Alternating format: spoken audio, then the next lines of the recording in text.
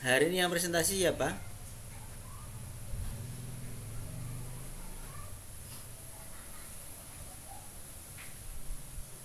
Kelompok Kelompok yang saya, Pak. Kelompok yang menanggapi. dari topik itu, Pak.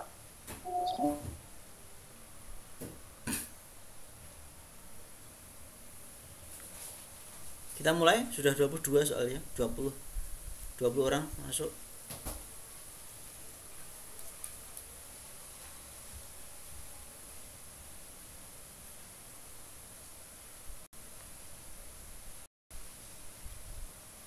Gimana? Kita mulai.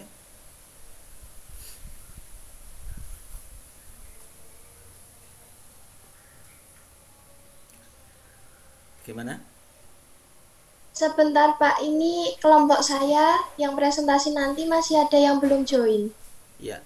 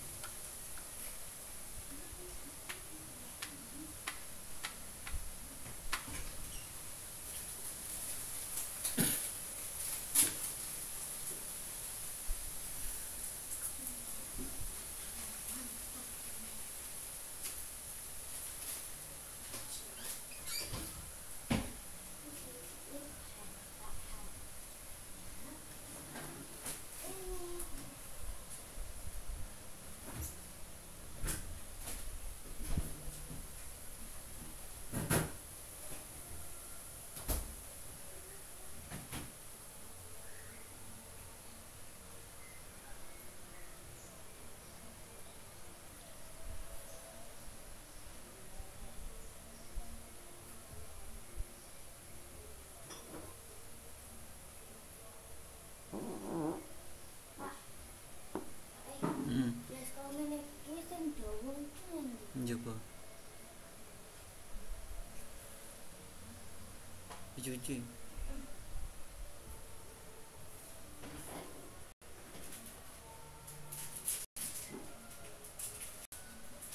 Sudah semua? Sudah, Pak. Oke, baik. Kita mulai presentasi kurang lebih 10 menit saja. Silahkan kelompok yang bertugas. Kita akan bicara soal makna perkawinan dalam kitab suci, mulai dari kitab Kejadian, Keluaran, Hosea, Amsal, lalu kitab Kidung Agung, Maleakhi, lalu juga Matius, Markus, Efesus, Korintus. Silahkan kelompok untuk mulai presentasi. Bisa kelihatannya sudah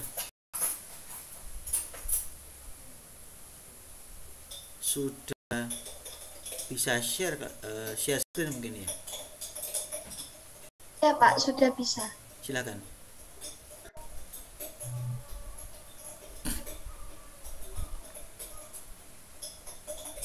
Aduh.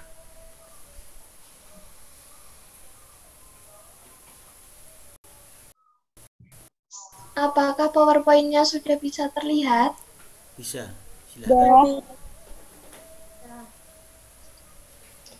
Terima kasih. Selamat siang, teman-teman dan Pak Resto. Kami dari kelompok pertama akan membahas mengenai topik 2, yaitu paham perkawinan menurut kitab suci. Anggota dari kelompok kami, yang pertama Agnes Retno, 2 Matius Enda, 3 Maria Epidermian Hia, 4 Nelia Woga, 5 Maria Rosari Letek, dan 6 Sila. Dalam pembahasan makna perkawinan berdasarkan kitab suci itu dibagi menjadi 2, yaitu paham perkawinan menurut Kitab Suci Perjanjian Lama dan paham perkawinan menurut Kitab Suci Perjanjian Baru. Maka pertama-tama diawali dari paham perkawinan Kitab Suci Perjanjian Lama terlebih dahulu.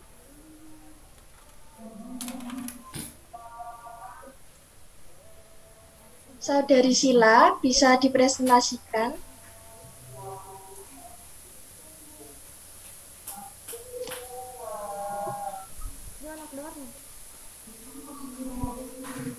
Terima kasih. Makna perkawinan menurut Kitab Suci Perjanjian Lama. Kejadian bab 1 ayat 26 sampai 28.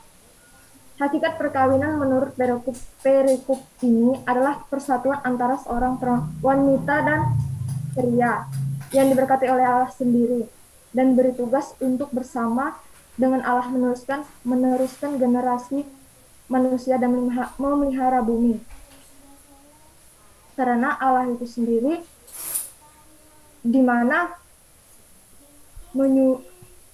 karena Allah itu sendiri mendahulukan untuk kita sebagai manusia meneruskan untuk beranak cucu. Secara perkawinan beranak cucu. Next, yang kejadian bab 2 ayat 18 sampai 25, unsur yang ditekankan adalah unsur unitif dari perkawinan, yaitu kesatuan antara laki-laki dan perempuan. Oleh karena itu, setelah menikah, mereka mampu hidup sendiri dan berpisah dari orang tua, membangun keluarga dan tatanan hidup dan kesatuan yang baru serta produktif. Nah, yang ditekankan di sini ialah monogam yang menunjuk pada kesatuan baik batin antara laki-laki dan perempuan sehingga bisa, karena persatuan itu sendiri ditekankan secara unitif di gereja Katolik sehingga perkawinan itu sendiri sakral, diberkati di gereja Katolik. Terima kasih.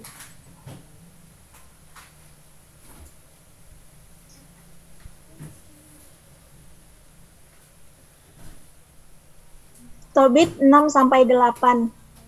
Kisah bahwa Allah sendiri yang menyatukan antara perempuan dan laki-laki berdasarkan cinta kasih dan ketulusan hati. Dalam Tobit 6-8 di sini diceritakan seorang malaikat Rafael mendorong Tobias agar mengawini Sarah putri Raquel dan perkawinan mereka dilaksanakan menurut hukum Musa, di mana hukum Musa sendiri memiliki 3 unsur, yaitu unsur hukum, ilahi, dan budaya.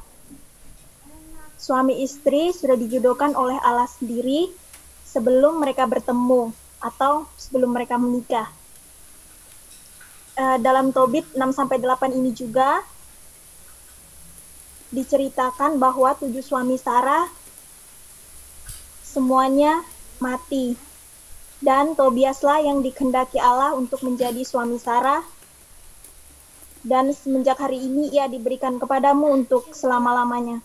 Dari sini dapat kita mengerti bahwa perkawinan itu berlaku untuk semuanya dan tidak untuk sementara saja. Maka dapat disimpulkan bahwa kesatuan erat antara seorang pria dan wanita sudah ditentukan oleh Allah sendiri berdasarkan cinta kasih dan ketulusan hati, yang diawali dengan suatu peresmian hukum, yaitu hukum perkawinan, yang berlaku dan diadakan perayaan yang melibatkan seluruh keluarga, sehingga perkawinan tersebut diumumkan dan menjadi sah, diketahui dan diakui oleh banyak orang.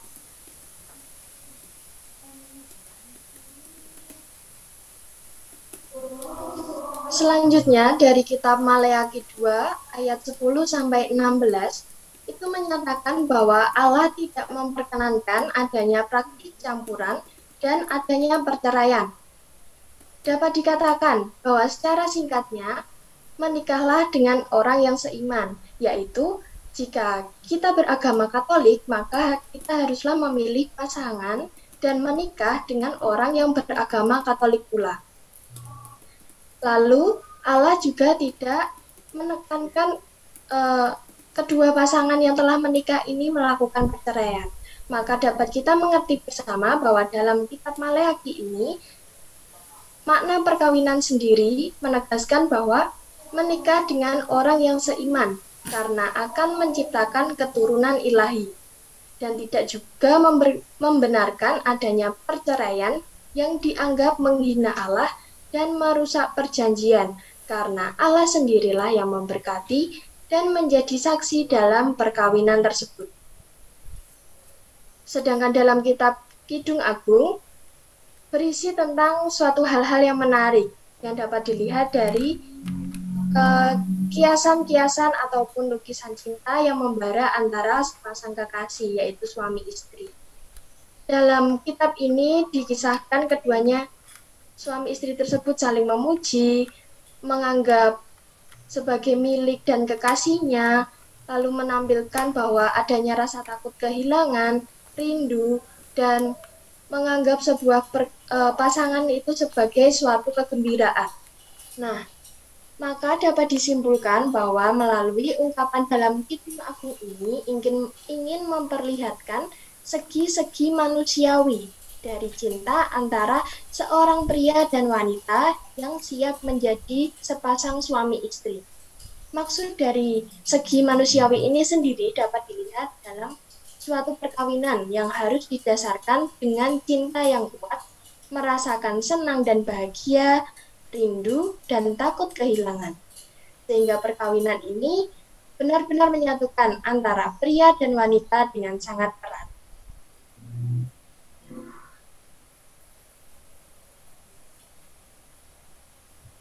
Baik, selanjutnya dari Amsal, kitab ini memberikan penjelasan bahwa perkawinan yang baik memiliki ciri-ciri setia dan total. Dalam Amsal, khususnya bab 5 mengatakan bahwa suami harus menjauhi wanita-wanita selain istrinya sendiri. Ia dihimbau supaya wanita tidak menjalin cinta dengan pria lain. Maka dapat dikatakan bahwa cinta dalam perkawinan bersifat eksklusif, yang artinya antara seorang pria dan wanita yang tanpa campur tangan orang lain. Dimaksudkan adalah hubungan khusus antara pria dan wanita yang sudah menikah. Kemudian pada bab 6 menyatakan bahwa suami juga harus menghargai cinta seorang istri. Dalam hal ini, seorang suami tidak boleh tergoda oleh wanita lain. Kemudian Amsal 31 berisi tentang gambaran istri yang baik, yaitu istri yang dapat membahagiakan suami dan anak-anaknya, mampu bekerja keras, bersedia membantu mereka yang butuh pertolongan, dan tentunya takut akan Allah.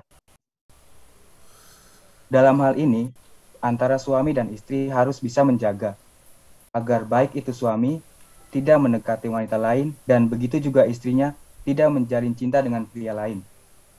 Nah, bisa kita pahami bahwa di sini adanya sikap saling menghargai, menjaga perasaan. Perasaan siapa? Tentunya dia yang kita cintai. Begitu.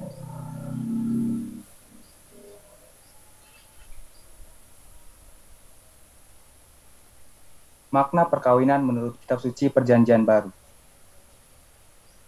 Di sini dijelaskan dalam Matius bab 19 ayat 1 sampai 12. Bahwa Yesus sendiri mengajarkan bahwa ketika ia mengajar di Galilea, ia sempat ditanyai oleh orang Farisi yang mencobai dia. Katanya, apa diperbolehkan seorang menceraikan istrinya dengan alasan apa saja? Jawab Yesus, tidakkah kamu baca bahwa ia menciptakan manusia sejak semula, menjadikan mereka laki-laki dan perempuan? Dan firman-Nya, laki-laki itu harus meninggalkan ayah dan ibunya, beserta istrinya, dan bersatu dengan keluarganya.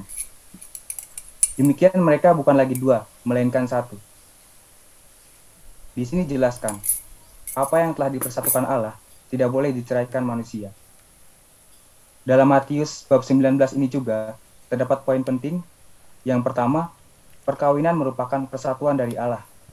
Perkawinan itu tidak terceraikan, tidak dapat dipisahkan.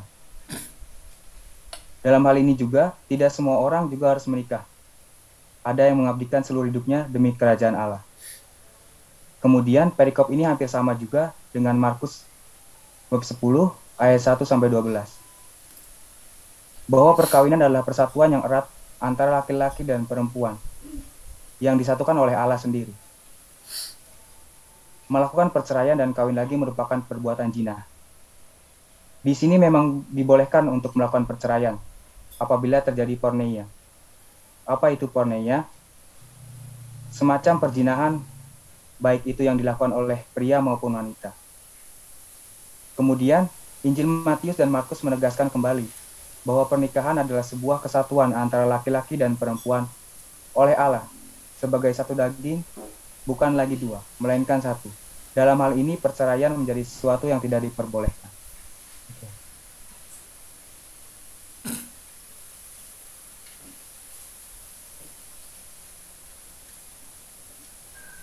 Baik, untuk selanjutnya dari Efesus bab 5 ayat 21 sampai 33.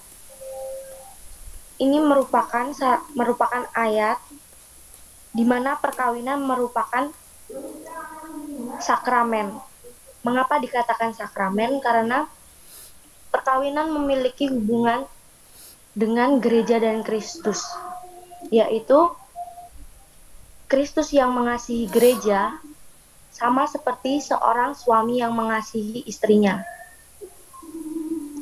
Dan gereja yang menaati Kristus seperti istri yang menaati suaminya. Perkawinan juga menjelaskan di mana bahwa perkawinan melambangkan hubungan antara Kristus dan gereja dan dianggap sebagai misterion. Selanjutnya,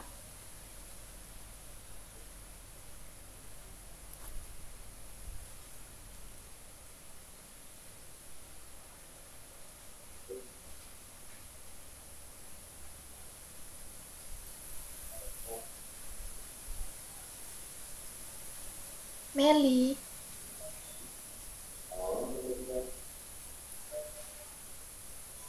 Baik, mungkin jaringannya ini ya. Oke, saya lanjutkan aja.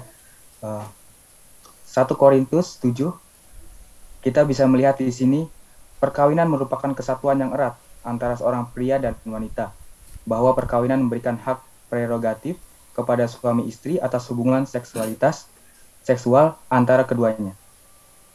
Jadi semacam hak kebebasan itu sendiri, hak khusus bagi seorang suami dan istri. Kemudian ditegaskan kembali pada ayat 5, suami istri sebaiknya hidup bersama, hanya boleh atas persetujuan dan kesepakatan yang baik. Mereka boleh pisah ranjang kalau ditemukan ada perselingkuhan atau percabulan. Nah, di sini dapat dilihat bahwa ketika hubungan suami istri mengalami permasalahan, baik dalam rumah tangganya, ketika terjadi perzinahan, namun mereka tetap dikukuhkan untuk hidup bersama kembali. Kemudian kita melihat pada ayat 10 sampai 11 bahwa ajaran Kristus sendiri, suami istri tidak boleh bercerai. Kemudian ayat 12 sampai 16. Dengan imannya seorang Kristen menyucikan istrinya yang belum Kristen, begitupun sebaliknya. Jika demikian, kawin campur boleh diteruskan apabila pihak bukan Kristen mengajak bercerai karena iman Kristianinya. Hal ini dapat kita lihat ketika pernikahan lintas agama dalam arti campuran, ketika seorang suami ingin memutuskan untuk bercerai karena imannya, ini diperbolehkan karena alasan iman. Ketika seorang suami menghendaki istrinya untuk masuk ke agamanya sendiri, itu tidak diperbolehkan karena alasan iman. Gitu. Kemudian maksud dari perikop 1 Korintus 7, perkawinan menjadi kesatuan erat antara pria dan wanita. Kembali dijelaskan adanya hak prerogatif dari keduanya atas hubungan seksual dengan pasangannya, serta menjauhkan dari bahaya percabulan dan perselingkuhan. Demikian.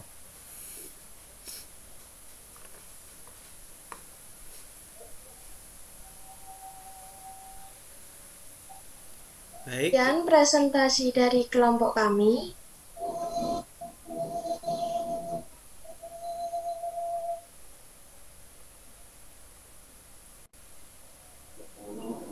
Sekian presentasi dari kelompok topik 2. Mungkin ada tanggapan dan pertanyaan dari topik 7. baik, terima kasih. Selanjutnya kita dengarkan komentar catatan dari kelompok yang harus memberikan komentarnya. Kelompok berapa? Atau kelompok siapa begitu? Kelompok Silakan N share screen-nya di N begitu.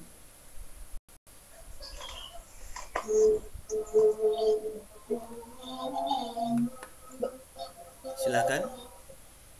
Sebelumnya saya mengucapkan terima kasih, dan ini Pak Resto, saya mau bertanya untuk menanggapi dan sebagainya nanti apakah diwakili oleh seorang aja atau semua kelompok bisa ikut berpartisipasi aktif begitu? Semua anggota kelompok bisa berpartisipasi tergantung berapa poin yang mau Anda sampaikan, kelompok sampaikan kan? Oh iya Pak, ini dari topik 7 dari saya sendiri, Octavia Reva. Yang pertama saya apresiasi untuk kelompok yang presentasi pada hari ini. Topik 2, terima kasih untuk ilmu-ilmu yang diberikan, dan ada beberapa poin penting yang menurut saya penting dan saya catat, yaitu di sini tadi dijelaskan dalam presentasi perkawinan menurut kitab suci, yaitu dari Perjanjian Lama dan Baru. Nah, dari Perjanjian Lama dan Baru tadi dikatakan bahwa pernikahan seorang antara pria dan wanita itu dikehendaki oleh Tuhan. Dan dalam pernikahan Katolik tentunya tidak ada perceraian kecuali oleh alasan tertentu. Disebutkan tadi alasan iman dan sebagainya. Nah, di sini saya ingin bertanya sekilas tentang suatu permasalahan. Dalam presentasi juga dikatakan bahwa pernikahan pria dan wanita itu dikehendaki oleh Tuhan. Di sini pada dunia saat ini tentunya banyak kasus yang terjadi, yaitu seperti kasus LGBT. Di sini Tuhan menghendaki pria dan wanita menikah, tapi pada kasus ini sesama jenis bisa menikah. Di sini mungkin ada pro dan kontranya. Mungkin kalau pernikahan itu didasarkan oleh kasih. Nah, ketika LGBT ini kan mungkin ada yang bawaan dari lahir atau lingkungan. Nah, misalnya LGBT ini dia lebih senang, lebih merasa nyaman sesama jenisnya. Tapi dalam satu sisi mereka seperti melanggar kodrat. Nah, yang saya tanyakan bagaimana tanggapan dari gereja tentang pernikahan LGBT. Terima kasih. Oke, ini soal bentar. Ini satu ya dari kelompok yang beri tanggapan dulu ya. Soal LGBT ini bagaimana? Karena dalam kitab suci tidak tercantum sama sekali soal LGBT kan begitu ya. Atau bagaimana dijelaskan. Oke. Apakah ada lagi dari kelompok? Selain problem soal LGBT? Saya, Pak. Silakan. Ya, menanggapi tadi dari kelompok topik 2 yang sudah mempresentasikannya, ada suatu hal yang menarik bagi saya. Saya ingin bertanya sekitar tentang perceraian. Jadi, kan tadi dikatakan bahwa perceraian itu tidak diperbolehkan dalam agama Katolik. Nah, hal yang saya tanyakan ialah bagaimana jika di dalam suatu keluarga itu ada suatu kasus kekerasan gitu, KDRT. Nah, di situ kan otomatis membahayakan nyawa manusia, artinya seperti itu. Nah, ini penyelesaiannya bagaimana? Bagaimana pandangan gereja tentang hal tersebut? Jika tetap dilanjutkan, artinya pernikahan itu dilanjutkan, itu tadi membahayakan manusia.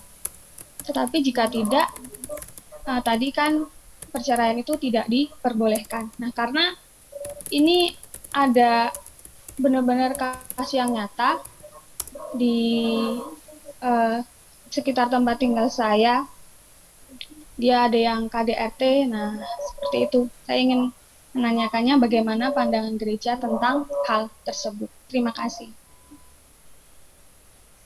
Ada lagi? Ada lagi?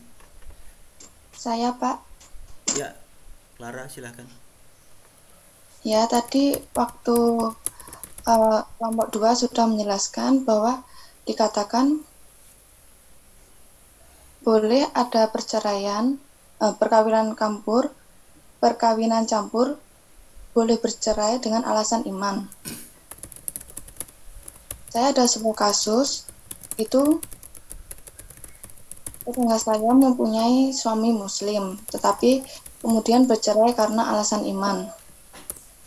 Kemudian dia menikah lagi dan diperbolehkan. Padahal kan mantan suaminya masih hidup. Kalau yang pernah saya tahu kan kalau misalnya pasangannya masih hidup tidak boleh menikah lagi. Tetapi mengapa kok itu dibolehkan? Dengan syarat tetangga saya ini tidak boleh menerima komuni. Begitu. Bagaimana tanggapan kelompok? Kenapa pasangan yang masih hidup tetapi masih diperbolehkan untuk menikah lagi?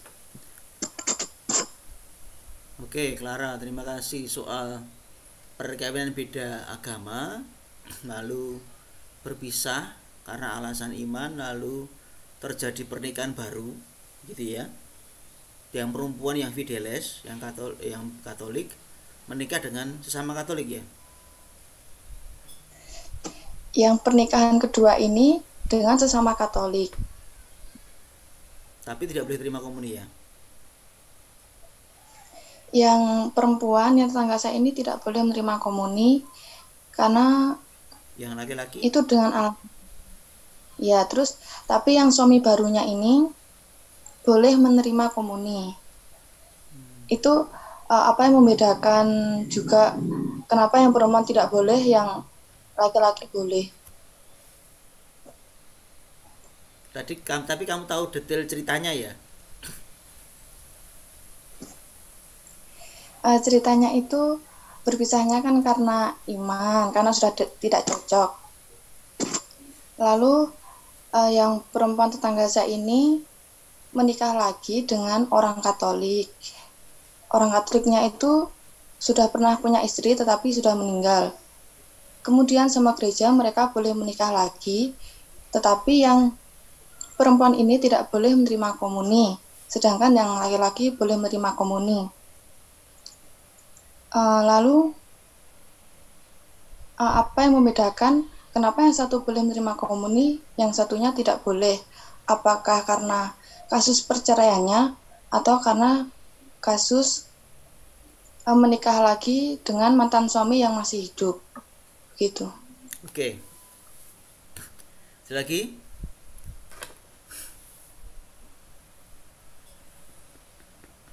Ada lagi? Dari kelompok? Ada 3 hal ini tadi. Dari kelompok cukup?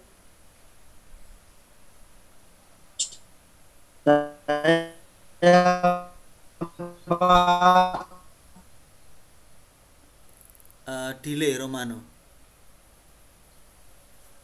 Halo Pak Restu. Oh, oke. Apa sudah jelas Pak? Jelas. Mantap sudah. Saya mau menanyakan tentang apa itu Pak, yang perkawinan, kan yang pertanyaannya dari Risa, menanggapi pertanyaan dari Risa, yang kan ada pertanyaan itu tentang lesbi ataupun gay gitu tuh Pak, sesama jenis. Nah, jika salah satunya atau mungkin ini ada seorang cewek-cewek, tetapi cewek satunya ini memiliki sifat seperti cowok, terus hormonnya juga cowok, apakah dan dia itu melakukan operasi atau transgender, itu menurut hukum gereja ataupun pandangan gereja bagaimana Pak tentang transgender itu, Pak. Terima kasih. Oke, operasi transgender. Ada lagi dari Iya, kelompok? Pak. Saya juga ingin bertanya. Ya, Halo? Ifta. Ya, itu tadi kan dikatakan bahwa orang menikah itu hendaknya harus saling mencintai karena berdasarkan kasih kan. Lalu bagaimana jika itu kasusnya adalah kasus perjodohan gitu? Sehingga karena yang namanya perjodohan itu tidak selalu kan saling mencintai, ada hanya salah satu pihak yang mencintai, yang pihak lain hanya terpaksa mengikuti keinginan orang tua dan sebaliknya, atau tidak suka kedua-duanya. Nah, ini bagaimana gereja menanggapi pernikahan yang seperti ini? Lalu yang kedua, ini tentang pernikahan yang berbeda agama. Tadi masalah perjodohan, di antara salah satu kedua pihak ini ada yang dari pihak Muslim gitu, menikah secara Kristiani. Tetapi yang ini perjodohan gitu, Pak. Nah, perjodohan, dan yang Muslim ini diminta untuk pindah keyakinan ikut Kristiani. Dan yang Muslim ini karena ini adalah keinginan orang tua, akhirnya dia menerima saja, tetapi apa yang dia rasakan, apa yang dia keinginan dia itu nggak dikeluarkan gitu loh, Pak, hanya mengikuti saja keinginan orang tuanya dan mertuanya, calon mertuanya. Lalu bagaimana gereja menanggapi kasus yang seperti ini, Pak? Terima kasih. Oke, makasih Ifta, ada 2 hal. Next, ada lagi?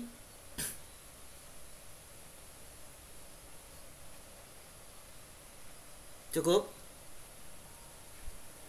Cukup, Pak. Oke. Baik. Dari kelompok 2 silahkan menanggapi, tetapi begini. Tanggapilah sesuai dengan apa yang Anda kuasai di kitab suci.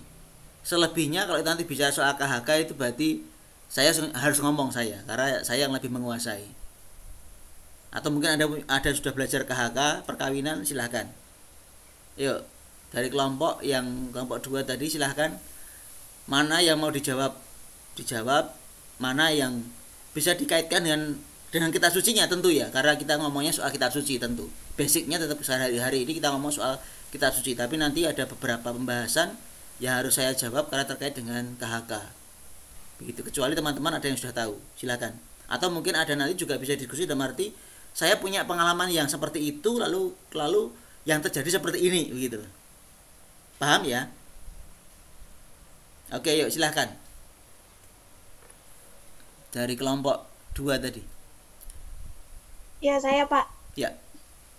Saya mencoba menanggapi pertanyaan dari Octavia Reza tentang perkawinan LGBT.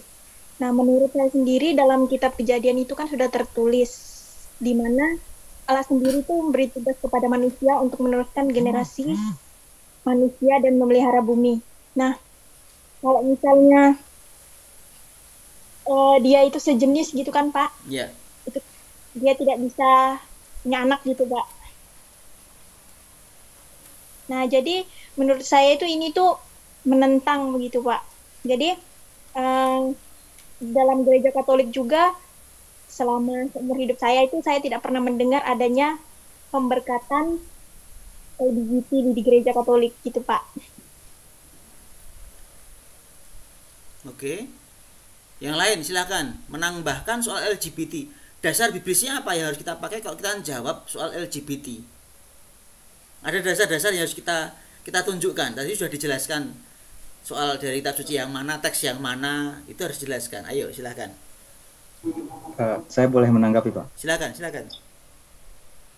Jadi kalau dari saya sendiri mungkin dasarnya ada di Roma 1 ayat 26 sampai 27. Sebab istri-istri mereka menggantikan persetubuhan yang wajar dengan suami yang tidak wajar. Demikianlah suami-suami meninggalkan persetubuhan yang wajar dengan istri mereka, sehingga melakukan kemesuman laki-laki dengan laki-laki. Nah, ini menjadi dasar dari LGBT itu sendiri, kalau di Perjanjian Baru, di mana gereja juga harus menyikapi isu LGBT ini dengan bijaksana dan proporsional. Dari sudut pandang kebenaran, Alkitab menyatakan dengan jelas bahwa perilaku homoseksual adalah dosa. Demikian, Pak. Oke, salju diambil dari Roma. Oke. Teks yang lain yang bisa dipakai, ayo. Ada teks lain terkait dengan tujuan perkawinan. Nah, ini penting diacu. Kawin itu apa sih sebetulnya, kan begitu. Oke, silakan. Baik Pak, saya Agnes mau menambahkan untuk menanggapi kasus LGBT, Gereja Katolik menolak. Untuk landasan kitab sucinya sendiri, bahkan dari Perjanjian Lama, awal pembukaan kitab suci di kitab Kejadian, Tuhan telah menciptakan laki-laki dan perempuan untuk saling melengkapi. Bahkan perempuan dijadikan tulang rusuk laki-laki begitu. Jadi pasangan Pak, tidak terpisahkan begitu. Selain itu, berdasarkan kenapa tidak menikahkan LGBT, dari seruan Bapak Paus Vatikan, bahwa Bapak Paus mengatakan gereja Katolik tidak akan memberkati perkawinan sesama jenis karena Tuhan tidak dapat memberkati dosa, karena sedari awal Tuhan hanya menyatukan laki-laki dan perempuan. Begitu, Pak. Oke. Ada lagi yang lain? Silakan, bukan dari kelompok juga boleh. Kita menjawab masalah LGBT ini. Kalau kita ngomong soal LGBT, kita harus punya basic. Tadi soal Roma juga, tadi dikatakan soal tulang rusuk tadi, bahwa teman yang sepadan bagi Adam itu adalah Hawa, diambil dari tulang rusuknya. Maksud tulang rusuknya salah jadi laki-laki, kan begitu ya. Oke, itu bisa dipakai, artinya sebagai sebuah dasar ya. Lalu selain juga nanti pasti ada pakai magisterium dari Paus. Ada lagi yang lain. Nah, masih ada dua, minimal ada dua teks yang harus dipakai. Silakan, mungkin ada teman yang lain selain kelompok yang bisa membantu. Ini jelas ya, jawabannya tidak boleh ya. Jelas, gereja Katolik sampai hari jelas mengatakan tidak. But why? Dasarnya apa? Nah, ini yang perlu kita jelaskan. Posisi kita jelas. Iya, Pak. Ya. Saya mencoba menjawab dasar kitab suci yang mungkin saya tahu itu dari Perjanjian Baru, Efesus 5 ayat 21 sampai 23, yang mengatakan bahwa dan rendahkanlah dirimu seorang kepada lain di dalam takut akan Kristus. Bagian 22-23 ini saya rasa juga cukup menjawab bahwa hai istri, tunduklah kepada suamimu seperti kepada Tuhan. Karena suami adalah kepala istri, sama seperti Kristus adalah kepala jemaat. Dialah yang menyelamatkan tubuh. Jadi di kitab Efesus ini sudah dijelaskan bahwa suami istri juga diibaratkan seperti gereja dan Kristus. Sehingga kalau misalnya laki-laki dan laki-laki, berarti gereja dan gereja itu tidak bisa nyambung. Tapi harus ada laki-laki dan perempuan, bagaimana gereja dan Kristus itu menjadi suatu kesatuan yang dapat saling melengkapi dan menjadi suatu yang utuh. Terima kasih. Oke, ada lagi? Masih kurang soalnya. Saya minimal masih ingat ada dua teks yang penting yang harus diacu. Ada teks yang saya lupa, tapi isinya saya tahu. Ya. Saya menambahkan sedikit, Pak. Ya. Nah, kalau ada teks lagi mungkin dari kitab Imamat 18 ayat 22. Janganlah engkau tidur dengan laki-laki secara bersetubuh dengan perempuan karena itu suatu kekejian. Kalau mungkin dasar itu saya pakai, Pak. Oke, baik, itu juga bisa. Kalau you gay atau lesbi, should you marry?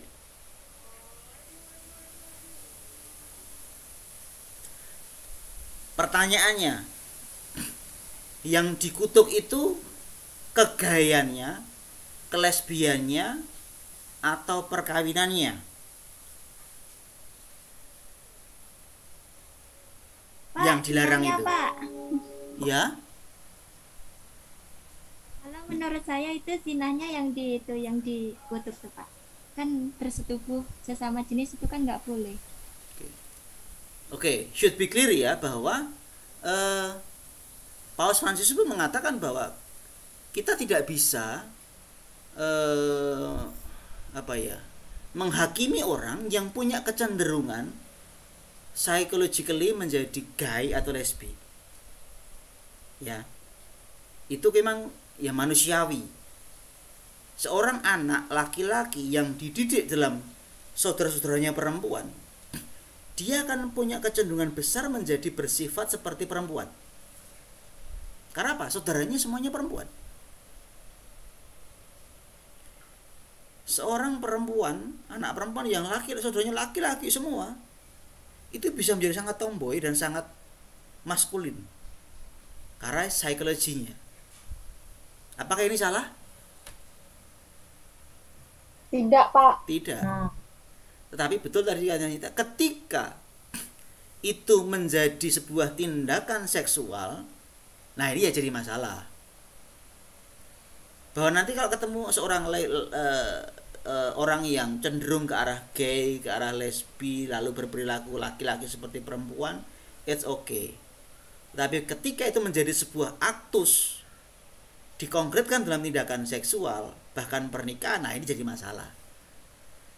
Jadi kegayan sendiri, kelesbian sendiri tidak ada soal, tapi begitu menjadi sebuah tindakan seksual, pernikahan ini menjadi tidak.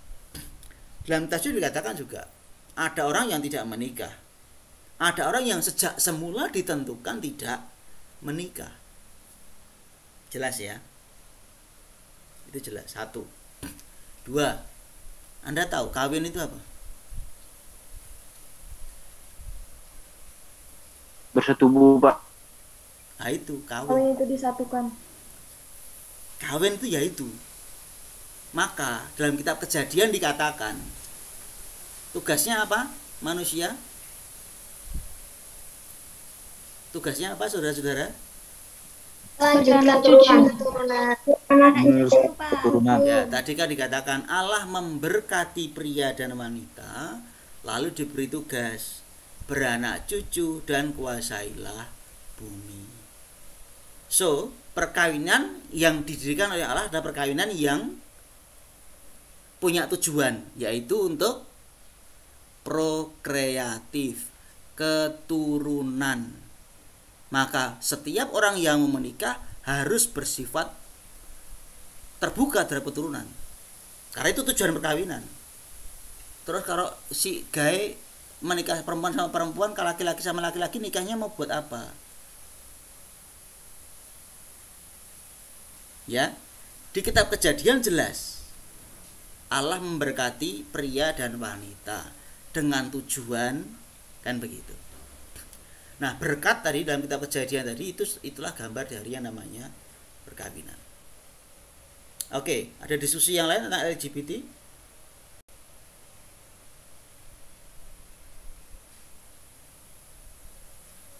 Ada tambahan? Pertanyaan? Kebingungan?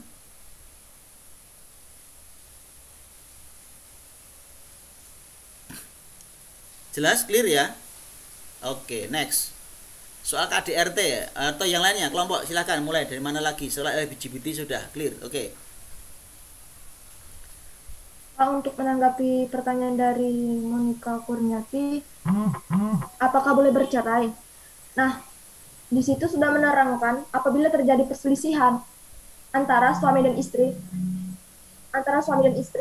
baiknya langsung berkonsultasi kepada Romo yang telah memberkati di saat perkawinan itu sendiri, sehingga langkah baiknya jadi bisa clear atau bisa mengurangi masalah itu sendiri, sehingga kan itu juga terjadinya pelecehan juga terhadap bukan pelecehan atau bagaimana, karena kan di gereja Katolik itu sendiri kan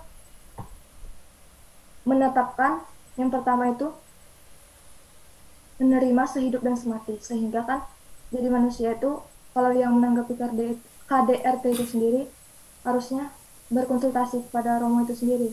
Makasih Pak. Oke, yang lain silakan. Anda kelompok bisa menambahkan. Mungkin ada pernah mengalami atau tahu kasusnya kan begitu. Silakan. menambahkan sedikit mungkin yang tadi sudah dijelaskan, dasarnya itu ada di Matius 19 ayat 9, bahwa perceraian itu tidak diperbolehkan, bahkan ditolak.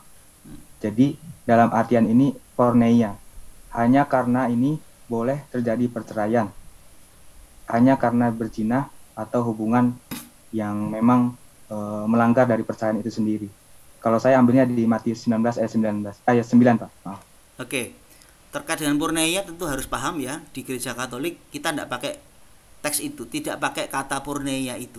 Jadi gereja Katolik sama sekali tidak mengizinkan terjadinya perceraian, bahkan karena alasan porneia. Tapi di gereja Kristen memang beberapa gereja, saya tidak tahu, tentu saya tidak memahami betul-betul ajaran mereka, tapi di beberapa literatur mengatakan gereja Kristen mengizinkan terjadinya perceraian dengan alasan porneia. Begitu ya, supaya tidak disalahpahami kata porneia ini. Berarti untuk gereja Katolik itu tidak ya, Pak? Tidak. Karena sudah saya jelaskan di video bahwa itu adalah ditafsirkan atau diduga itu juga seperti kebebalan kelompoknya penulis Injil Markus dia. Jadi semacam apa ya, redaksi tambahan dari kelompok jemaat. Kenapa begitu? Karena teks itu kan hanya ada satu. Di sinoptik hanya ada satu. Di Yohanes juga ada. Makanya nah, agak bingung Pak soal porneia.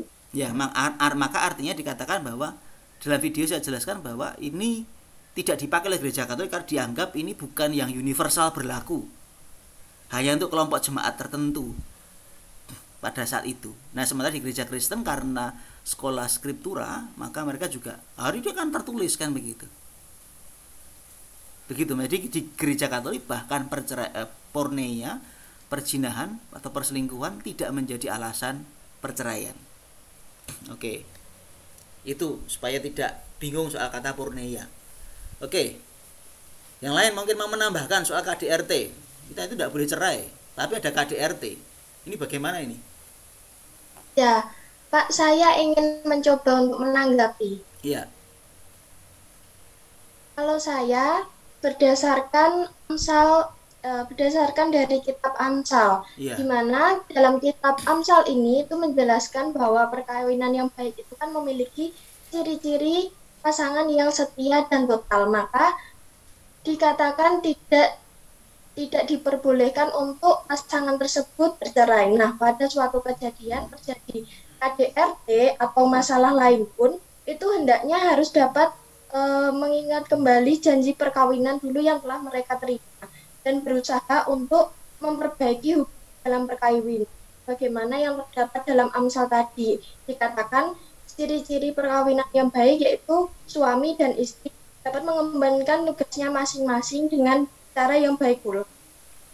Kemudian dapat juga hal ini diatasi dengan mereka dapat mengkonsultasikan atau melakukan konseling tentang keadaan keluarganya ini yang terdapat dalam gereja agar mereka dapat menjadi satu kesatuan yang utuh dan menyadari bahwa apa yang dilakukan yaitu KDRT adalah suatu hal yang salah. Oke, makasih. Lah kalau tidak bisa berbaikan bagaimana? Dan itu mengancam nyawa bagaimana? Kalau si laki-laki misalkan tuh sukanya bawa belati itu gimana? Nanti tiba-tiba istrinya bisa mati dong. KDRT loh. Kalau si suami suka mukul misalkan, apa-apa pukul lah, ini istrinya bisa mati dong.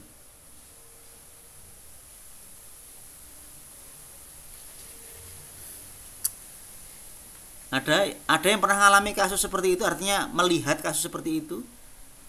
Ada, Pak. Nah, solusinya bagaimana yang terjadi? Bercerai, ya, Pak. Cerai, Pak. Resa, cerai? Waktu itu di kasusnya seperti tadi terjadi kekerasan dalam rumah tangga, dan meskipun gereja menentang suatu perceraian, tapi karena gimana ya Pak, posisinya orang kalau udah tersakiti secara berulang-ulang, manusia kan punya kapasitas kesabaran, namanya juga manusia.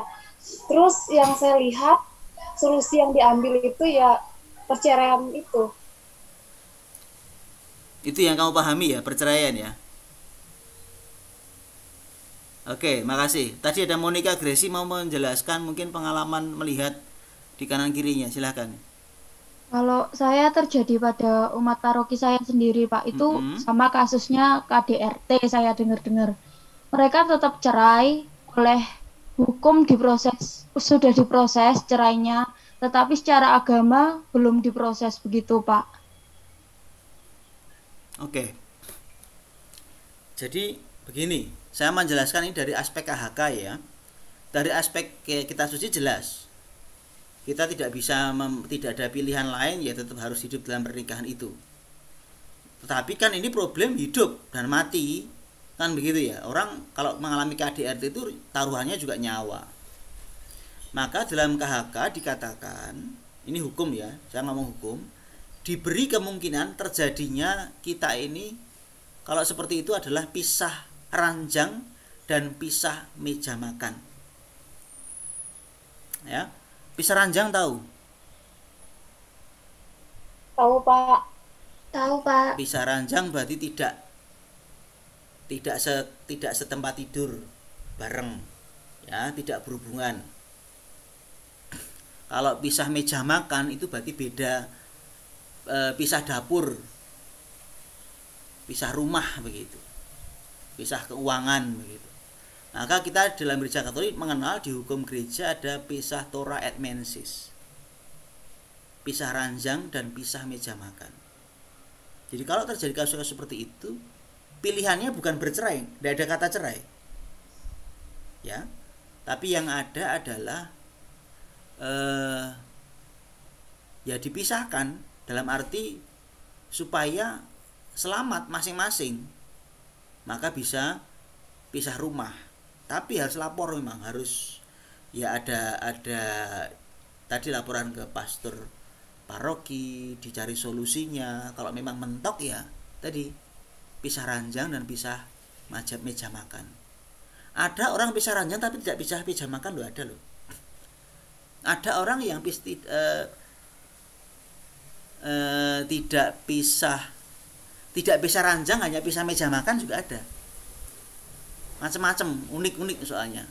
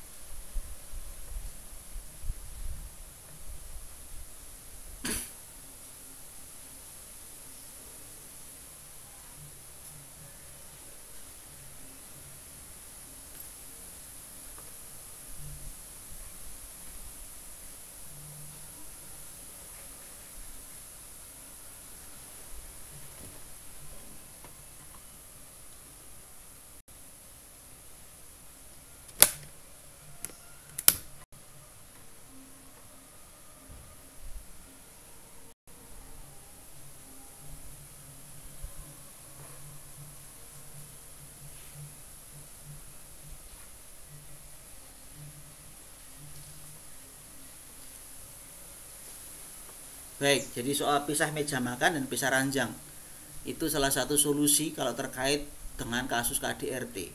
Karena tetap kita pakai konsep bahwa tidak boleh ada yang namanya perceraian. Jadi untuk kasusnya yang dilihat oleh Resa tadi, secara hukum sipil memang ya dipisah, bisa cerai, tapi secara hukum gereja nggak bisa. Begitu. Termasuk tadi yang dikatakan oleh Monica ya, itu betul. Jadi kalau terjadi seperti itu maka gereja tidak akan pernah mengizinkan perceraian memang. Tapi nanti lihat kasus lagi kalau berbeda, kalau kekerasan itu terjadi sejak sebelum menikah. Karena bisa jadi nanti ada, kalau Anda belajar hukum gereja nanti akan ada ketidakmampuan psikologis orang untuk membentuk makna perkawinan dan tugas-tugasnya. Nah, kalau itu tidak bisa dibentuk, berarti ini orang agak stres kan begitu. Nah, itu bisa juga sebenarnya dibatalkan pernikahan, bukan diceraikan. Begitu. Moga-moga cukup jelas, kecuali ada pertanyaan soal kasus KDRT ini. Oh, Reza masih bingung sih, Pak. Maksudnya mananya yang Ini bingung?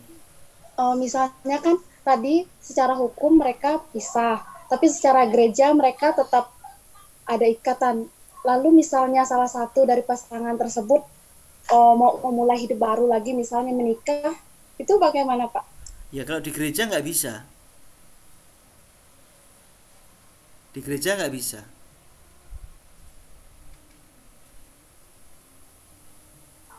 Iya, Pak, terima kasih. Terus kalau pindah agama bisa, Pak? Nah, kalau itu beda lagi, suster, kasusnya nanti jadi beda lagi kan, namanya orang lalu apa ya, cari-cari apa ya, cari-cari cara atau suster itu.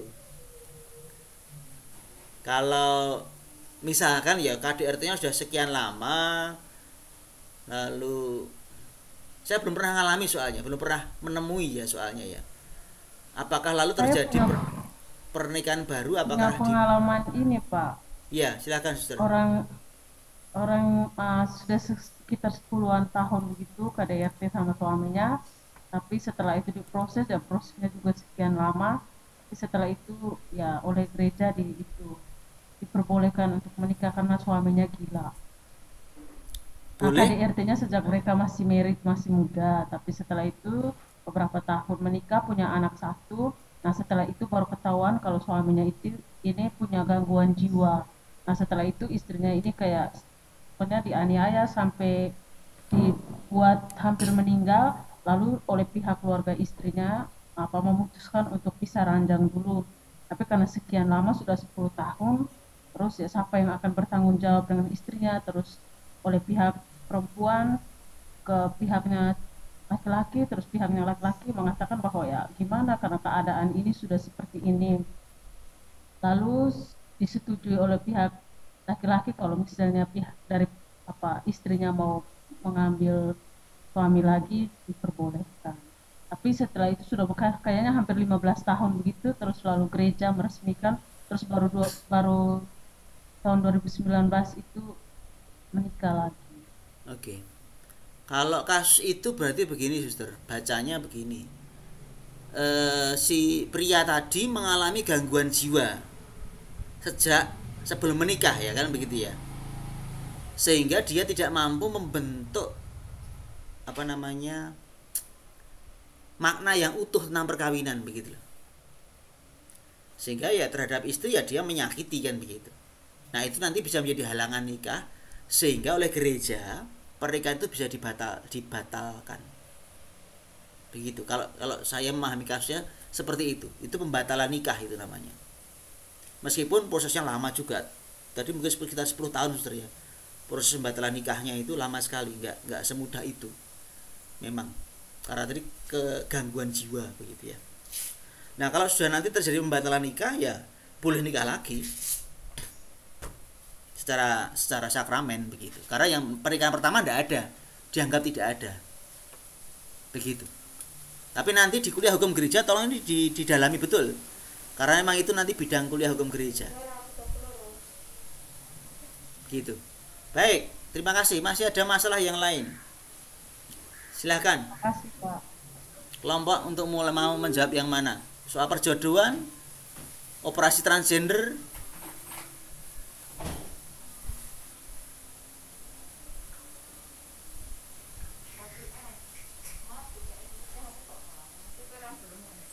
silahkan. Atau pernikahan beda agama dan berpisah karena iman, silakan.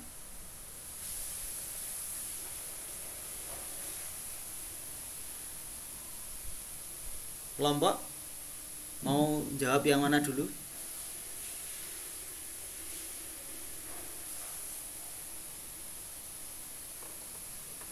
Unmute dulu, no?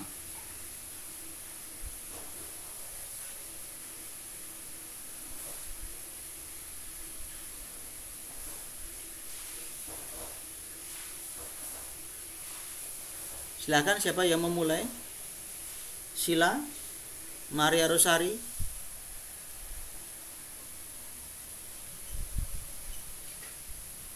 Halo. Are you there? Kok sepi? Di mana ini? Pak, maksud dari operasi gender itu apakah masih termasuk ke lesbi gitu, Pak? Ganti kelamin itu. Oke, Pak. Operasi ganti kelamin itu.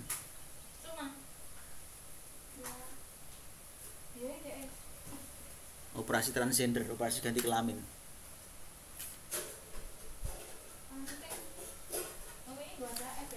Nah, ini juga masalah ini. Apakah mungkin gereja mengizinkan operasi transgender? Alasannya apa? Dasar iblisnya apa?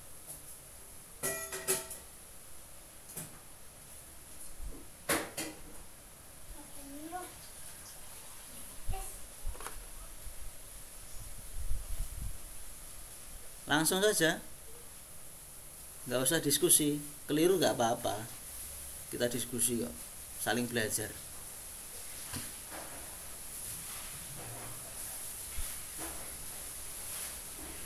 Baik Pak, untuk menanggapi yang mengenai perjodohan, ini hanya setahu saya, jadi kayak untuk selebihnya saya belum terlalu paham begitu. Nah, untuk perjodohan sendiri dalam gereja Katolik itu tidak disahkan karena pernikahan itu adalah kemauan antara kedua mempelai, sama mereka dua-duanya sama-sama mau menikah karena emang alasan cinta dan mau membangun kebahagiaan bersama gitu. Makanya dalam gereja Katolik sebelum adanya pernikahan itu ada yang namanya kursus persiapan perkawinan. Mereka diselidiki secara apa ya? Lupa saya Pak. Kanonik. Nah, itu untuk mencari tahu apakah sebenarnya ada keterpaksaan atau tuntutan dari keluarga atau bagaimana begitu. Nah, namun apabila misal ternyata mereka menutupi begitu Pak, menutupi sampai hingga mungkin pihak dari kanonik sendiri bahkan sampai tertipu, tidak tahu ternyata perkawinan itu telah terjadi pemberkatan begitu. Setelah itu mungkin dari salah satu mereka melapor pada pihak gereja bahwa sebenarnya sebelumnya kami menikah karena ada perjodohan, keterpaksaan. Nah, itu bisa ditindaklanjuti proses dalam gereja Pak, hukum dalam gerejanya begitu. Karena salah satu dari mereka itu tidak menginginkan pernikahan tersebut begitu Pak. Terima kasih. Oke, terima kasih. Yang lain silakan. Kira-kira dasarnya apa ya untuk perjodohan? Kalau kita ngomong perjodohan itu nanti kita suci yang mana ya?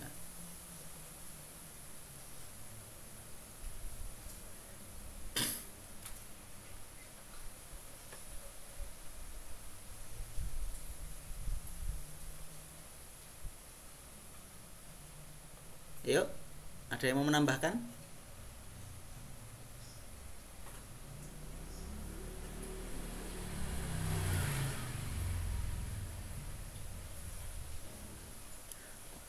Lawan dari perjodohan apa, saudara-saudara?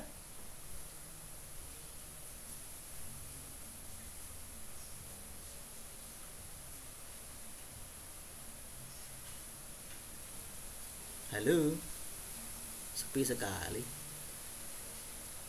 Lawan perjodohan apa, saudara-saudara? Perpisahan, Pak. Kalau orang menikah Kebebasan. Hah? Kebebasan. Kebebasan. Kalau orang bebas, kalau mau menikah gara-gara apa? Atas dasar Saling cinta. suka. Cinta. Kita suci mana yang mau dipakai? Kita Pak. Hah? Kita suci mana yang mau dipakai kalau begitu?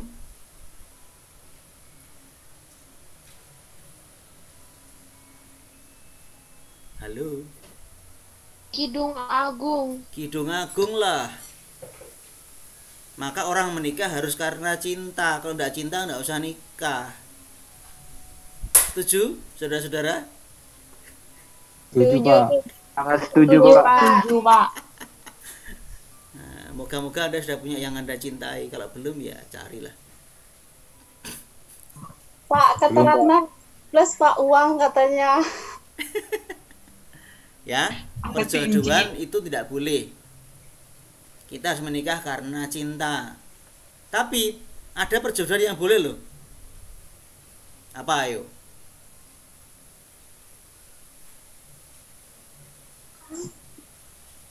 Perjodohan karena orang tua mungkin, Pak. Bukan. Nggak tahu. Ada Hewan perjodohan. kah, Pak? Hah? Apa? Gimana Pak tadi Pak? Ada perjodohan yang boleh. Perjodohan macam apa? Mungkin karena satu iman, yang tidak dinikahkan, Pak. satu keyakinan Pak. Satu keyakinan bukan. Adat, Pak. Hah? Apa, Suster? Karena adat. Bukan. Dijodohkan oleh Allah. Loh iya kan? Tobia bagaimana? Tobit itu menikah karena apa? Dijodohkan Allah. Dijodohkan oleh Allah, Pak. Allah, Jodohkan. malaikat kan? Yang menyuruh dia menikah, wong baru diberitahu aja sudah senang loh. Tobit itu.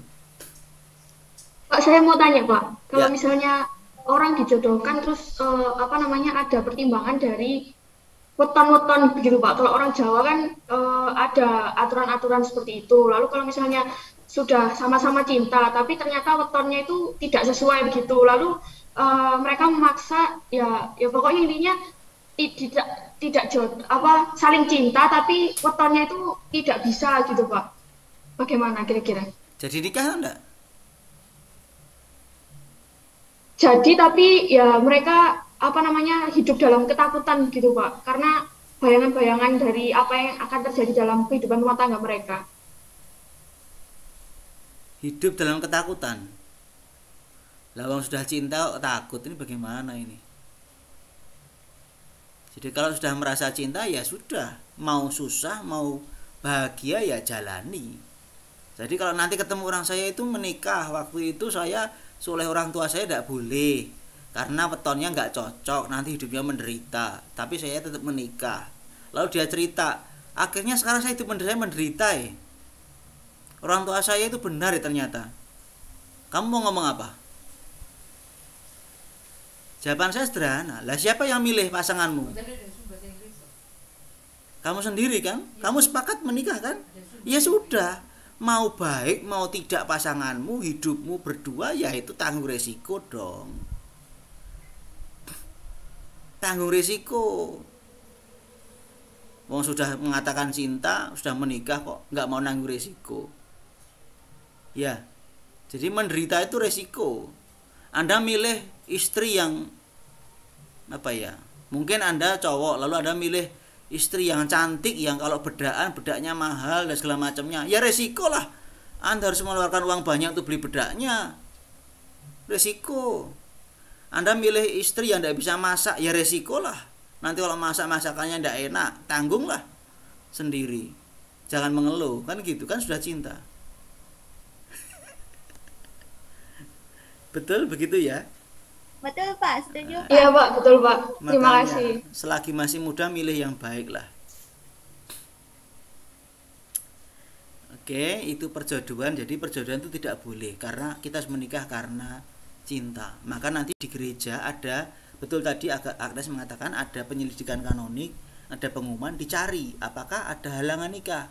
Salah satunya soal apakah nikahnya dengan bebas itu tidak, terpaksa atau tidak. Kalau menikahnya terpaksa itu juga tidak boleh. Karena orang menikah harus betul-betul karena cinta. Begitu. Ya. Aristo. Ya. Lah kalau misalnya seperti yang dikatakan Agnes tadi tentang perjodohan, tetapi nggak saling suka, udah terlanjur menikah, itu udah termasuk sah atau bagaimana? Oke, ini sering terjadi zaman dulu. Mbah saya itu kalau nikah enggak setuju, enggak suka nikah. Ya mas, zaman dulu masih muda ya nikahnya ya. Mungkin usia SMA mungkin ya masih menikah. Bahkan setelah menikah pun tidak sekamar. Jadi kalau satu duduk di sebelah barat, satu duduknya sebelah timur, gitu. Karena masih belum kenal.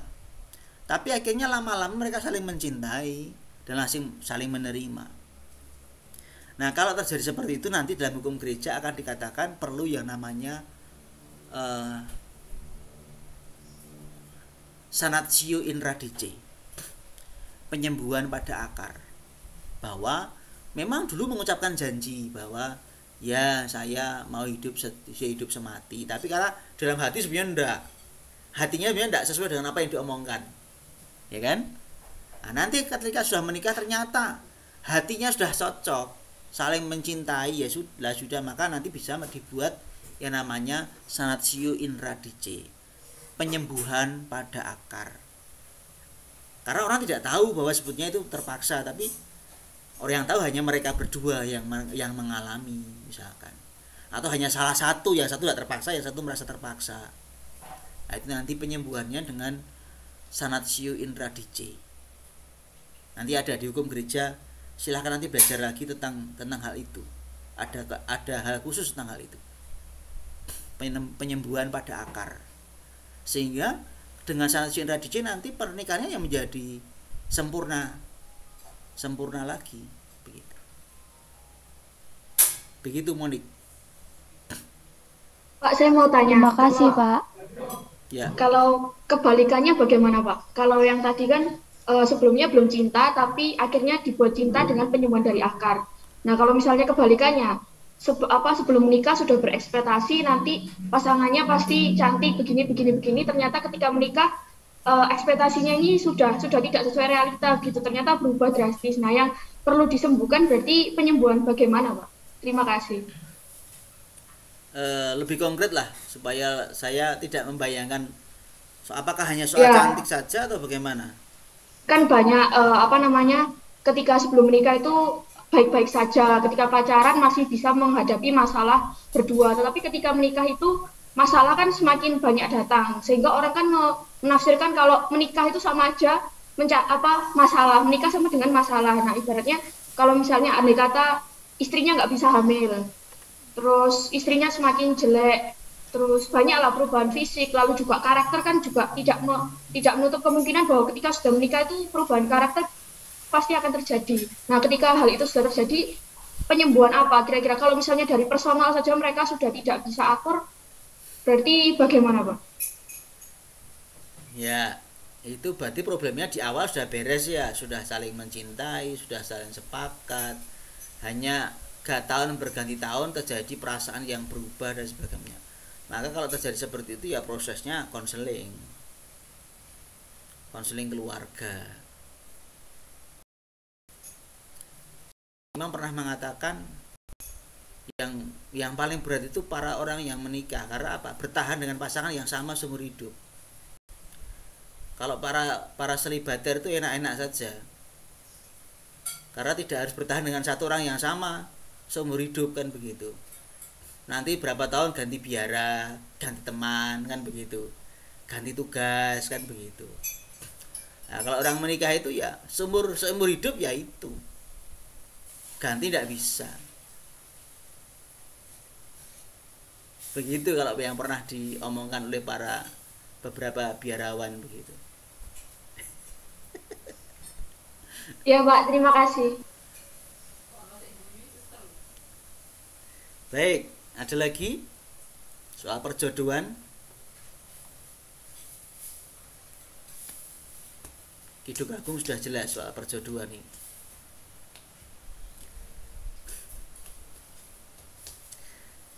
Pak, Nifta mau tanya lagi. Siapa? Nifta, Pak, Nifta. Oh iya. Itu Pak, kalau seumpama dijumpai kasus hamil duluan tapi tidak saling cinta, lalu gereja bagaimana Pak? Apakah bisa dilaksanakan perkawinan itu atau tidak Pak? Nah, ini pertanyaan. Menikah itu karena apa, saudara-saudara? Cinta. Apakah punya anak jadi alasan untuk menikah, saudara-saudara? Tidak. Tidak. Nggak bisa. Nggak bisa. Maka meskipun MBA, LKMD, dalam bahasa Jawa itu lali kawin meteng dhisik kan begitu. LKMD. Tetap saja itu tidak menjadi alasan jadi yang namanya pernikahan. Maka dalam beberapa kasus pastoral, kalau ada yang hamil, perempuan yang hamil gara-gara dihamili seorang laki-laki, idealnya pilihannya bukanlah untuk menikah, idealnya ya, selesaikan dulu kehamilannya, dilahirkan dulu, diproses apakah saling cinta itu ada atau tidak. Kalau nanti akhirnya berproses saling mencintai ada, silahkan menikah, karena punya hamil duluan itu juga bisa menjadi paksaan untuk menikah gitu loh. Jadi menikah itu harus dengan bebas, dengan cinta, bukan dipaksa, bukan karena pernah kebobolan, bukan karena pernah mengegulkan, kan begitu ya. Menikah itu betul-betul karena kebebasan, karena saling mencintai.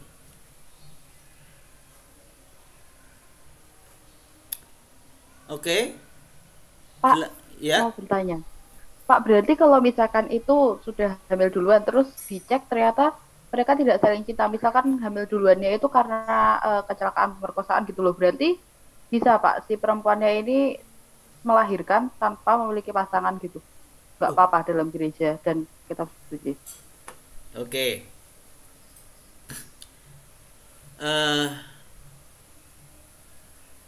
Anak itu orang Jawa mengatakan orang Indonesia adalah matan anak haram. Itu anak yang bagaimana? Anak yang tanpa di luar. Yang di dia luar maksudnya di luar ya? pernikahan. Oke. Tanpa diresmikan secara gereja gitu. Ya. Anak haram. Pertanyaannya, anak manusia itu apa sih? Kodrat manusia itu bagaimana di hadapan Allah? Baik Kodratnya adanya, itu Pak. mulia. Ya, baik, sebagai citra Allah, ya kan? So, dalam gereja Katolik tidak ada konsep anak haram. Nggak ada. Yang ada adalah pria dan wanita yang berbuat dosa sehingga terjadi kehidupan baru. Ya kan? Anaknya salah nggak? Enggak, Pak. Enggak. Dia enggak salah apa-apa, dia enggak ngapa-ngapain kok. Yang ngapa-ngapain kan orang tua. iya. Jadi dalam gereja seorang anak yang lahir dari seorang perempuan saja tanpa ada pernikahan yang menjadi dasar itu tidak ada soal, karena anak ini tetap anak yang berharga di mata Tuhan. Boleh nggak dibaptis? Sangat boleh. Hidup dalam gereja secara baik sangat diterima. Begitu. Yang salah adalah tindakan dua orang tadi. Anak itu nggak ngapa-ngapain, nggak salah. Maka kita juga akan mengatakan aborsi itu yang salah siapa? Kalau ada aborsi itu berarti dia mau menghapuskan anaknya kan? Padahal yang buat salah siapa? Dua orang tadi kan? Iya. Kenapa yang dihukum anaknya? Jelas ya. Wong yang salah loh dua orang itu, kok yang dihukum kok orang yang tidak ngapa-ngapain gitu lah. Jadi jelas kita sebagai gereja mengatakan kalau ada anak yang lahir dari perempuan tanpa ada legalitas perkawinan, tetap dia pribadi yang berharga. Jelas itu. Jelas Pak. Oke Pak, terima kasih. Permisi Pak, saya bertanya lagi. Ya. Kan saya pernah menemukan suatu pengalaman itu Ya memang yang cewek ini sudah hamil duluan. Nah, lalu mereka itu dinikahkan gara-gara keluarganya pokok menutupi Malu. rasa malu gitu, Pak. Nah, dan mereka ini tuh berbeda iman, yang satu Katolik dan yang satu Islam. Nah, apakah pada saat itu Allah benar-benar hadir pada saat pemberkatan pernikahannya atau bagaimana, Pak? Soalnya sama gereja itu juga tetap dilaksanakan ini pemberkatan. Makanya tadi pertanyaannya, apakah di antara mempelai itu ada persasaan cinta atau tidak? Apa hanya gara-gara malu dan terpaksa, gara-gara sudah punya, sudah isi tadi loh. Ini harus dipertanyakan. Karena pernikahan itu kehendak bebas, perasaan cinta, bukan karena paksaan. Ya, ini penting dicari, diselidiki. Kalau belum ada perasaan cinta yang mendalam, apa yang dinikahkan, gitu loh.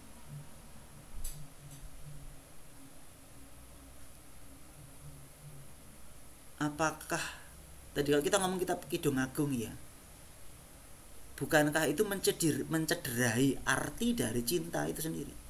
Ketika orang menikah hanya gara-gara terpaksa dengan tekanan batin yang hebat gara-gara punya anak, kan begitu kan, baru menikah, ini kan menjadi tidak bebas. Maka ini tugas kita ya, tugas kita sebagai tugas pastoral ya. Kalau ada kasus seperti ini, betul-betul ada pendampingan, terutama keluarga, karena kadang-kadang masalahnya adalah soal malu aja.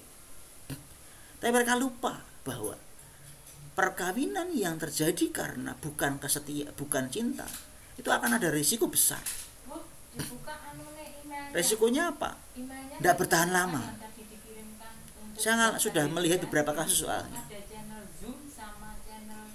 Ada beberapa kasus yang terjadi pernikahan karena masih SMA, lalu hamil ternyata, lalu dinikahkan, 3 tahun bubar.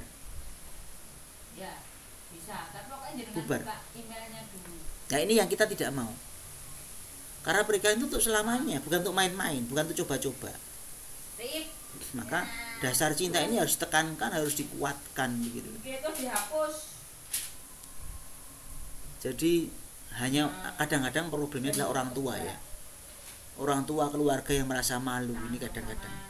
Tapi kalau keluarga tidak malu, sebetulnya anak bisa disupport. Bahkan ada kejadian kok, orang perempuan hamil dengan cowoknya, tapi mereka tidak keluarga juga tidak sepakat untuk menikah dulu karena mau kuliah kan selesai dan segala macamnya diselesaikan. Tapi setelah itu berproses ternyata mereka tetap saling mencintai. Ya sudah menikah, anaknya sudah gede, ya nggak apa-apa, itu malah bagus. Artinya waktu menguji cinta mereka itu, sehingga menjadi keluarga yang baik. Nah, kalau teman tetangga kita ngomong sakinah wa mawadah warahmah dan sebagainya, itu kan begitu ya. Begitu Maria. Jadi kita harus membantu keluarga-keluarga supaya jangan menikahkan karena malu, ya, tapi karena cinta. Ya Pak. Karena kebebasan. Makasih Pak. Ya. Ada lagi? Saya Pak. Ya. Di mana wajah ini? Jadi begini Pak, kalau udah saya Pak Sula. Ya. Kalau di gereja Katolik itu Pak, seumpama bukan seumpama lagi, contohnya ya Pak. Jadi Katolik sama Islam, terus mereka itu apa? Pernikahan mereka tuh seumpama misalnya di gereja Katolik itu tidak menerima namanya kayak beda agama kayak gitu loh Pak. Terus mereka itu menikah itu secara Islam gitu Pak. Terus kalau misalnya di gereja Katolik itu sendiri, apakah di gereja Katolik itu menganggap mereka masih Katolik atau enggak Pak? Maksudnya mereka tetap beda agama gitu. Akan tetapi si pihak dari keluarga si ceweknya ikut sama cowoknya, karena ini Pak, apakah boleh gitu Pak ikut langsung ke Islam gitu loh Pak? Wait. Tadi sempat ada kata-kata yang hilang. Jadi ini ada orang menikah beda agama, terus Ya menikah. dijodohkan. Ya atau apa? Bukan dijodohkan Pak. Akan tetapi mereka tuh karena cinta gitu loh Pak. Jadi si cewek ini malah mengikut cowoknya gitu. Si cewek ini Padahal di gereja agamanya Katolik. apa? Katolik. Yang si cowok Islam. Oke. Akan tetapi si cewek ini menikah dalam agama Islam Pak gitu. Jadi bagaimana kalau tanggapan dari Bapak atau dari gereja itu sendiri Pak? Menerima orang yang kayak gitu. Terima kasih Pak. Ya. Nah ini nanti masalah hukum gereja ini. Jadi tujuan pernikahan itu apa sih? Tak Suci ngomong soal apa tujuan pernikahan?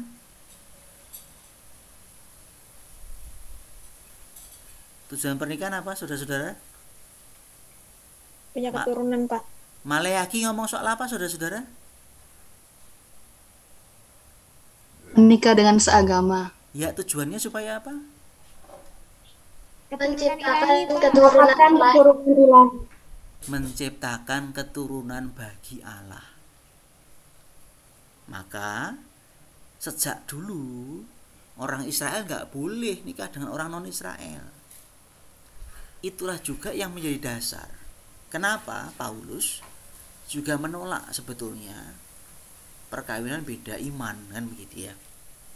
Tetapi Paulus juga mengatakan, tadi di Korintus juga dikatakan kan, bahwa kalau orang terjadi pernikahan beda agama, itu yang fideles, yang beriman itu akan memurnikan yang tidak beriman.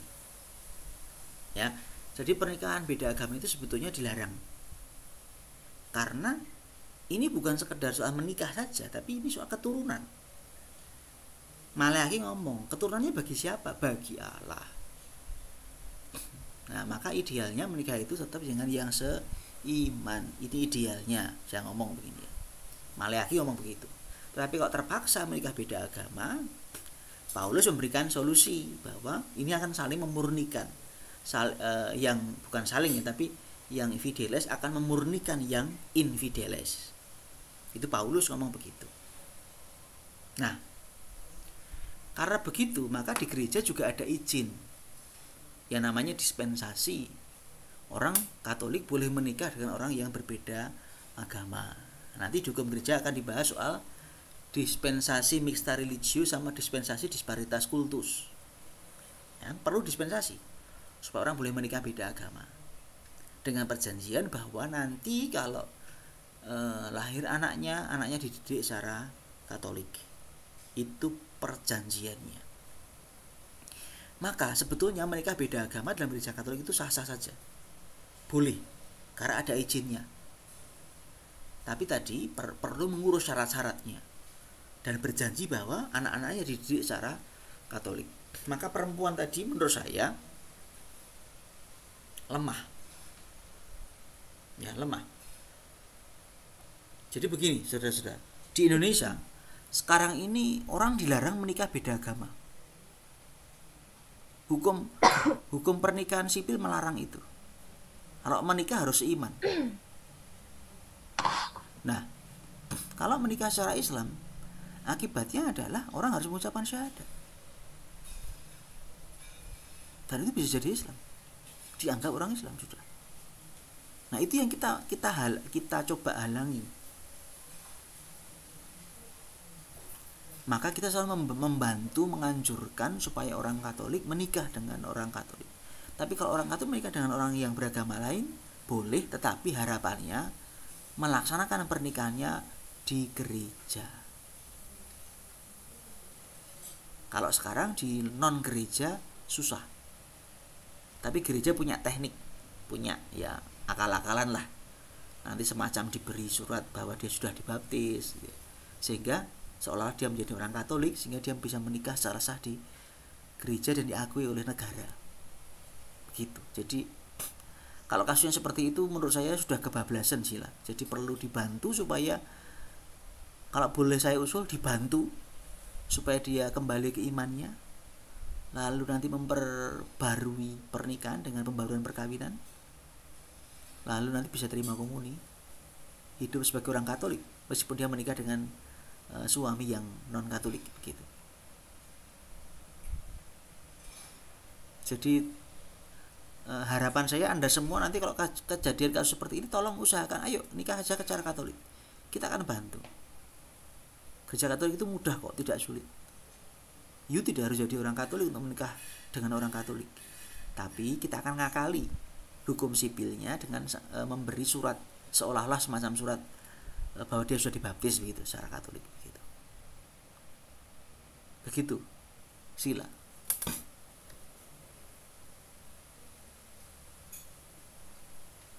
Iya Pak, makasih Pak.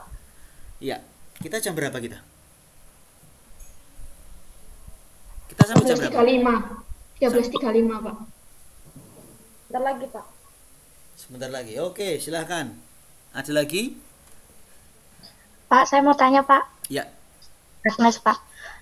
Kemarin saya tuh pernah lihat di TikTok itu pernikahan, tapi yang menikahkan itu pendeta dan romo. Yep. Dua-dua gitu. Itu gimana sih Pak? Itu tuh bener ada atau? Ya. Saya yang baru tahu begitu. Terima kasih Pak. Ya, itu benar-benar ada itu. Namanya pernikahan ekumene antara orang Katolik dan orang Kristen. Yang hadir menyaksikan adalah pendeta dan imam.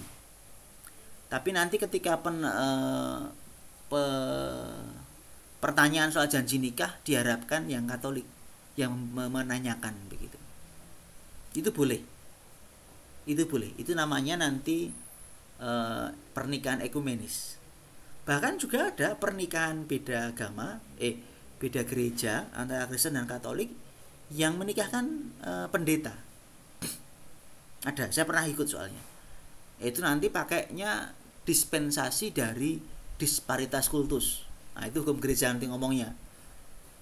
Jadi dispensasi dari forma kanonika kok disparitas kultus.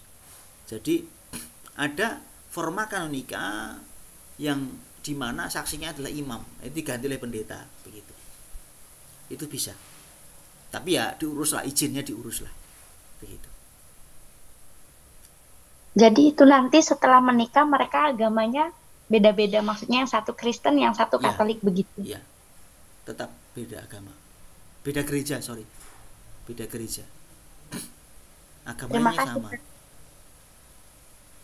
Yang lain?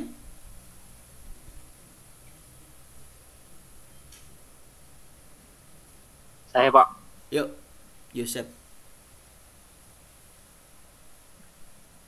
Di tempat saya kan ada sebuah kasus Pak, antara suami dan istri.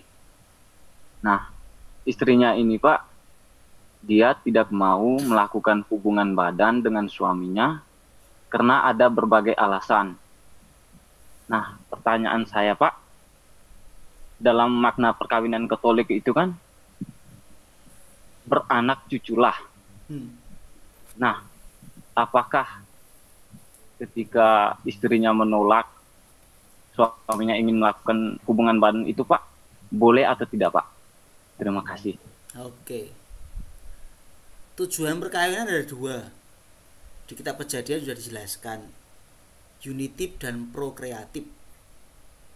Unity itu kesatuan karena mereka menjadi satu daging gitu ya. Jadi kalau kita satu daging itu artinya apa sih? Mereka bukan lagi dua tetapi satu. Nah, yaitu tindakan mengkonsumsi itulah yang membuat suami dan istri menjadi satu daging. Maka hubungan suami istri itu ya psikologis, fisik tapi juga psikologis yang menyatukan suami dan istri. Maka saat ini saya katakan ya itu intinya kawin itu ya itu. Kalau orang kawin tapi tidak mau itu ya sejak awal menolak itu ya bahaya ini. Maka gereja kan mengatakan tidak bisa. Karena tujuannya itu. kan begitu ya. Lalu setelah itu punya keturunan. Dampak dari tindakan itu adalah, tindakan konsumatum itu adalah punya keturunan, itu dampak berikutnya. Maka penolakan terhadap hubungan seksual yang berlaku terus-menerus sebelum jadi keputusan itu berlaku sejak mau menikah, ya, nah, itu tidak boleh. Itu membuat perkawinan menjadi tidak sah. Jadi harus itu ya diniati. Kalau memang mau nikah ya mau itunya, gitu kan begitu. Kalau nggak mau kan ya buat apa, kan begitu. Beda kalau kasusnya adalah sejak awal oke, tetapi mungkin setahun, 2 tahun, atau 3 tahun, atau 5 tahun, atau 10 tahun ada problem-problem kesehatan yang berat yang menjadikan ini tidak bisa, ya. Misalkan lalu terjadi impotensi, misalkan terjadi frigiditas, tapi sebelumnya oke-oke saja, nggak ada soal, tapi mungkin karena kecelakaan atau karena apa. Nah, itu tidak membatalkan perkawinan, karena dia tidak menolak itu, tapi karena memang nggak bisa lagi, gitu loh. Karena soal kondisi yang kemudian itu nggak ada soal kalau itu. Tapi di gereja Kristen juga ada penafsiran soal itu. Jadi kalau ketidakmampuan itu menjadi lama, lalu juga penolakan terhadap hubungan seksual itu berlaku lama, bisa menjadi alasan perceraian. Kalau di gereja Katolik tidak. Kalau sejak semula sudah tidak mau dengan itunya, dengan konsumatumnya, nah ini tidak sah, nggak boleh menikah. Tapi kalau mau berproses, oke, tapi tiba-tiba ada kejadian yang membuat ini tidak bisa lagi, tidak mampu misalkan, entah kecelakaan, entah apa, entah cacat atau apa. Nah ini beda lagi kasusnya. Begitu. Iya Pak. Lalu bagaimana tanggapan Bapak mengenai dengan suaminya itu Pak? Apakah dia boleh mencari perempuan lain gitu Pak? Makanya dalam hal seksualitas gitu Pak. Iya. Nah nanti di pelajaran berikutnya akan diomongkan soal tujuan intrinsik aksidental dan tujuan intrinsik eksistensial. Ya. Itu nanti saya lupa di abad berapa akan ada ngomong soal tujuan intrinsik aksidental, tujuan intrinsik eksistensial. Punya anak itu aksiden atau eksistensial dalam pernikahan? Aksiden, kejadian, tambahan, atau esensial, fundamen. Esensial itu fundamental. Punya anak itu.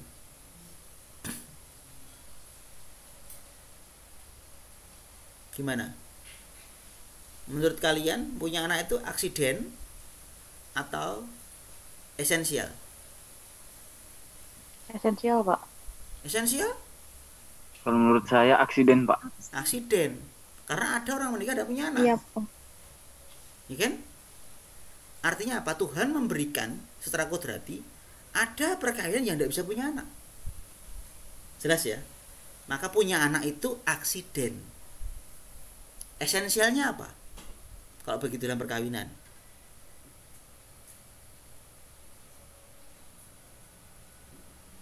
Cinta kali Pak. Ya ya cinta itu ya itu ya, tapi yang tadi berkaitan dengan supaya punya anak tadi adalah yang esensial adalah ya konsumatum itu. Tindakan suami istri itu esensial. Bahwa akibatnya bisa punya anak bisa tidak itu aksidental, gitu loh. Dong. Ini satu ya, ngomong mana yang aksidental, mana yang esensial. Yang kedua, setiap orang punya kebutuhannya masing-masing. Desire-nya masing-masing, kan? Desire-nya ada yang high, ada yang low, ada yang mid, macam-macam ya. Si pria bisa high, si perempuan bisa low, si perempuan bisa low, si perempuan bisa high, laki-lakinya low, middle, macam-macam ya. Paham ya?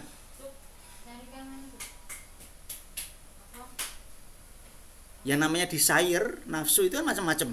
Setiap orang bisa beda-beda. Mana yang aksidental? konsumatumnya atau terpenuhinya desire itu, nafsu itu. Mana yang aksidental, mana yang esensial?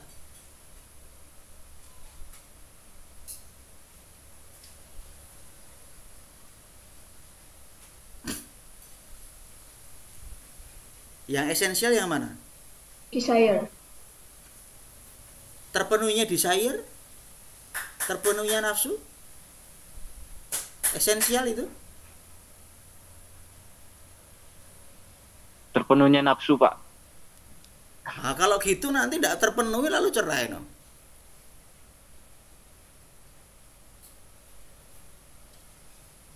Udah maksud saya ya. Setiap orang punya desire yang beda-beda, levelnya beda-beda. Ketika orang menikah, itu bisa ketemu yang tidak sama, ya kan? Yang satu high, yang satu bisa low, dan sebagainya. Maka kita harus bedakan dalam hal ini mana yang aksidental, mana yang esensial. Yang esensial ya tindakannya itu, konsumatumnya itu esensial, nggak boleh ditolak. Tetapi pemenuhan desire itu aksidental. Sehingga bisa terjadi bahwa dalam hidup pernikahan orang nggak terpenuhi itunya, tidak terpenuhi desire-nya. Ada terjadi tindakan konsumatumnya ada, cuman tidak terpenuhi. Udah maksud saya? Belum, Pak. Belum. Ya, terjadi, cuman tidak memenuhi hasrat dia. Tidak puas gitu loh. Ya. Mungkin bagi yang satu seminggu 3 kali cukup. Yang satu mintanya sehari 6 kali. Ya kan? Ini realistik. Ya. Ini bukan saru loh ya. Ini realistik ini. Jangan tertawa sendiri. Nah, yang esensial adalah terjadi itu. Orang menghendaki, suami istri menghendaki itu dan itu dibuat. Itu esensial.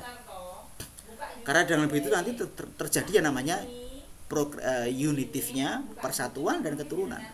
Tapi aksidennya adalah terpuaskannya nafsu, desire yang terpenuhi.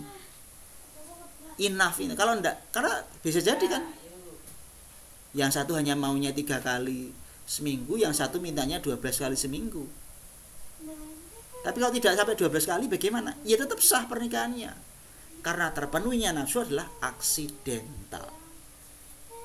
Maka kalau tadi kasusnya seperti tadi, dia tidak terpenuhi kan namanya. Betul ya? Kasusnya tadi. Iya, Pak, iya, Pak. Nah, maka dia tidak ada soal karena intrinsik aksidentalnya itu hanya intrinsik aksidental. Yang penting intrinsik esensialnya ada. Gitu. Tapi kalau menolak intrinsik esensial, lah ini bahaya. Begitu. Nggak boleh. Jadi harap ngerti ya, apa artinya menikah itu Anda harus tahu betul. Menikah itu apa? Ya itu. Jangan mikir yang aneh-aneh. Ya memang begitu itu nikah itu. Suster jangan bayangkan yang aneh-aneh. Ayo.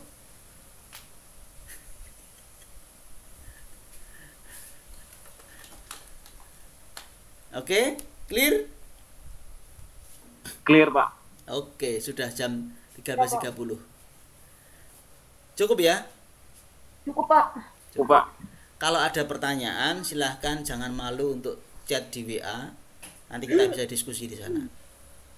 Karena kadang-kadang ada banyak kasus yang harus, ada banyak cerita, ada banyak kisah yang harus dicermati, dilihat begitu. Oke, terima kasih. Selamat siang, selamat makan. Tetap jaga kesehatan. Siang, Pak. Yuk. Terima kasih, Pak. Terima kasih, Pak. Terima kasih, Pak. Yuk.